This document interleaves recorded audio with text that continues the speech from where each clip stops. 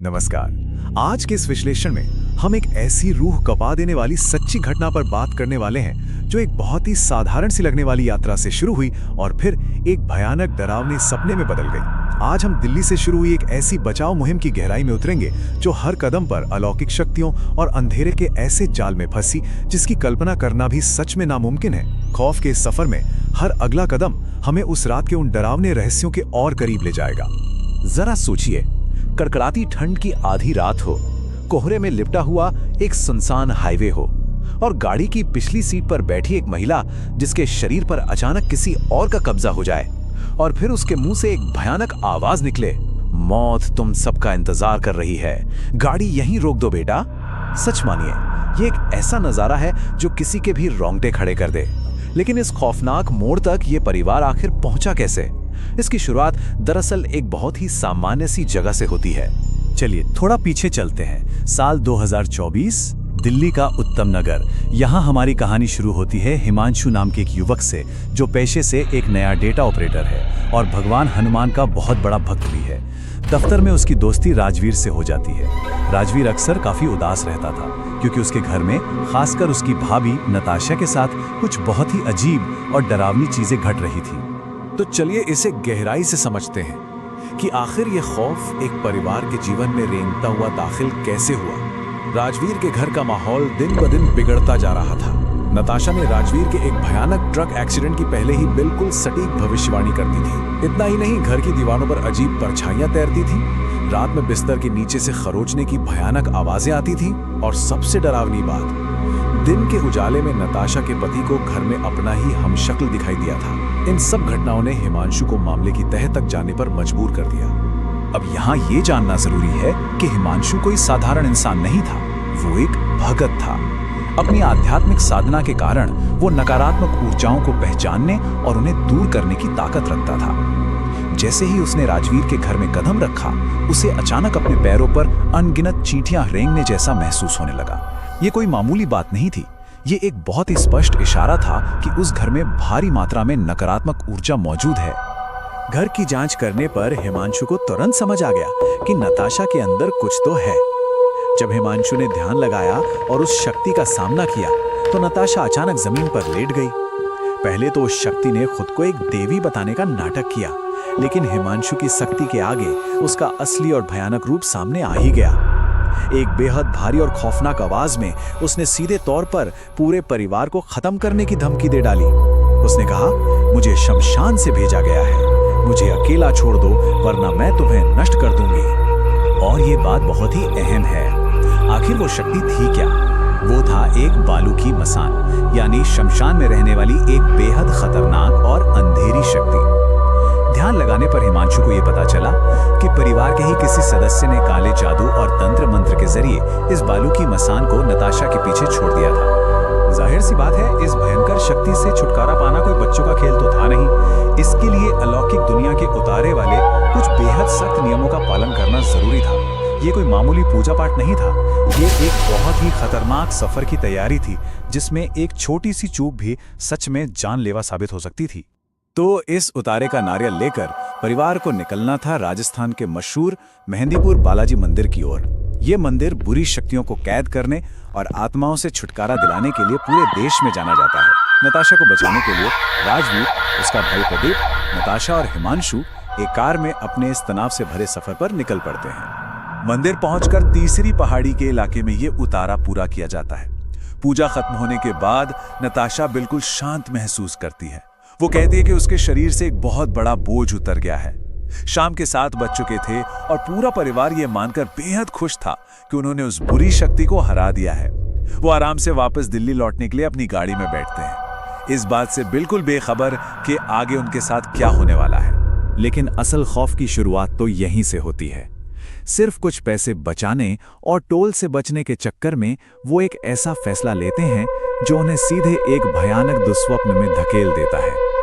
सुरक्षित मुख्य हाईवे को छोड़कर वो गूगल मैप्स के बताए हुए अरावली के सुनसान और पहाड़ी रास्तों पर मुड़ जाते हैं। सिर्फ एक साधारण सा फैसला और सब कुछ बदल गया। अब रात के 8:30 बज रहे थे। अरावली के उन पहाड़ी रास्तों पर सर्दियों का घना कोहरा बढ़ने लगा था। गाड़ी में बिल्कुल सन्नाटा था और बाहर दूर दूर तक कोई इंसान या बस्ती नजर नहीं आ रही थी। अचानक पिछली सीट पर बैठी नताशा को भयंकर घबराहट होने लगती है और वो हिमांशु से भगवान का नाम जपने की मिन्नतें करने लगती है। और तभी कुछ ऐसा होता है जिसकी किसी ने भी उम्मीद नहीं की थी। नताशा के शरीर में अचानक उसकी मरी हुई सास की आत्मा प्रवेश कर जाती है। वो जोर जोर से रोते हुए और हांफते हुए उन्हें चेतावनी देती है, जिन लोगों ने ये तंत्र किया था उन्हें पता चल गया है और उन्होंने बालू की मसान को तुम्हें मारने भेजा है। मतलब उन तांत्रिकों को इनके मेहंदीपुर बालाजी आने का पता चल गया था और अब वो मसान उन्हें मारने के लिए उनका पीछा कर रहा था। ये सुनकर हिमांशु तुरंत ध्यान में बैठता है और सुरक्षा घेरा बनाने के लिए मंत्र पढ़ने लगता है। लेकिन बाहर जो नजारा था वो सच में रूह कपा देने वाला था। गाड़ी जैसे जैसे आगे बढ़ रही थी उन्हें हर 100 मीटर पर, जी हाँ, हर 100 मीटर पर सड़क के किनारे मरे हुए कुत्ते दिखाई देने लगे। और ये सिलसिला 1 या 2 बार नहीं बल्कि पूरे 3 किलोमीटर तक चलता रहा। ये एक बहुत ही भयानक इशारा था कि मौत उनके बहुत ही करीब से गुजर रही है। घड़ी में रात का 1 बज चुका था। एक सुनसान सीएनजी स्टेशन पर रुककर राजवीर और हिमांशु अपनी सीटें बदलते हैं। अब हिमांशु पिछली सीट पर नताशा के साथ बैठा था। नताशा एक अजीब सी शांति में थी। उसने अपना सिर हिमांशु के घुटने पर रख दिया था। लेकिन यकीन मानिए ये शांति आने वाले एक बहुत ही भयानक तूफान से पहले की खामोशी थी। तो यहाँ सबसे अहम बात यह है कि ये शांति बस पल भर की थी। नताशा अचानक देवताओं को गालियां देने लगती है और एक बेहद डरावनी हंसी हंसने लगती है। तभी हिमांशु का शरीर भी कांपने लगता है और उसके अंदर मौजूद सुरक्षात्मक देवीय शक्ति जाग उठती है। हिमांशु के शरीर से एक बहुत भारी आवाज निकलती है जो सीधे उस मसान को धमकी देती है, अगर तुमने इन्हें दोबारा परेशान किया तो मैं तुम्हें वहीं गाड़ दूंगा जहां से तुम आए हो। इस भयानक टकराव के बाद नताशा बेहोश हो जाती है। वो लोग आगे बढ़ते हैं और उन्हें एक सुनसान शनि मंदिर दिखाई देता है। वहां सभी देवी देवताओं की मूर्तियां कपड़े से ढकी हुई थी, लेकिन बस एक हनुमान जी की सिंदूर लगी मूर्ति खुली हुई थी। इस खौफनाक और डरावने रास्ते पर यह इकलौता ऐसा दृश्य था जिसने उन्हें थोड़ी सी हिम्मत और दैवीय सांत्वना दी। थोड़ा और आगे चलने पर उन्हें सड़क पर एक काली फोर्ड एंडेवर कार दिखाई देती है जिस पर दिल्ली का नंबर था। इस सुनसान और खौफनाक रास्ते पर एक और गाड़ी को देखकर परिवार की जान में जान आती है। वो तय करते हैं कि वे इस गाड़ी का पीछा करेंगे ताकि वो सुरक्षित मुख्य हाईवे तक पहुंच सके। लगभग 5 किलोमीटर तक पीछा करने के बाद वो एंडेवर सड़क के किनारे रुक जाती है। रास्ता पूछने की उम्मीद में प्रदीप अपनी कार को ठीक उस एंडेवर के बगल में ले जाकर रोकता है, लेकिन जब वो उस गाड़ी के अंदर देखते हैं तो उनका खून सूख जाता है। उस पूरी एंडेवर में कोई नहीं था। गाड़ी बिल्कुल खाली थी। अब रात के 2 बज चुके थे। चारों तरफ खौफ अंधेरा था और खौफ अपने एकदम चरम पर था।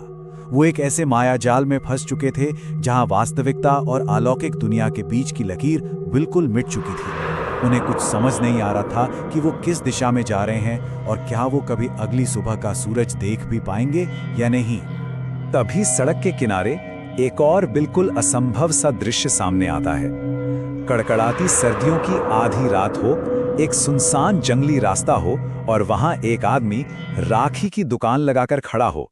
जरा सोचिए, जिस त्योहार को आने में अभी महीनों बाकी हों, उसकी दुकान इस भयानक अंधेरे और सुनसान जगह पर कोई क्यों लगाएगा? ये सब कुछ किसी बड़े मायाजाल की तरह लग रहा था।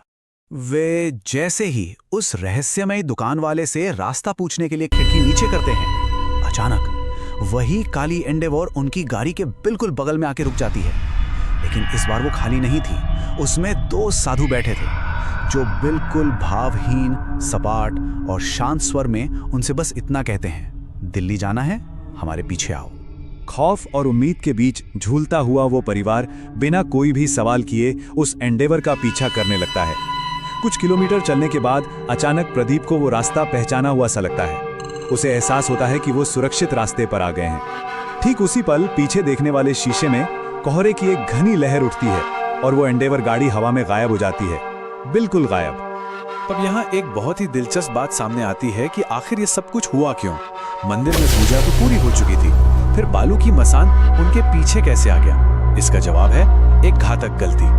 जब वे मंदिर से वापस लौट रहे थे तो प्रदीप ने पीछे मुड़कर देख लिया था।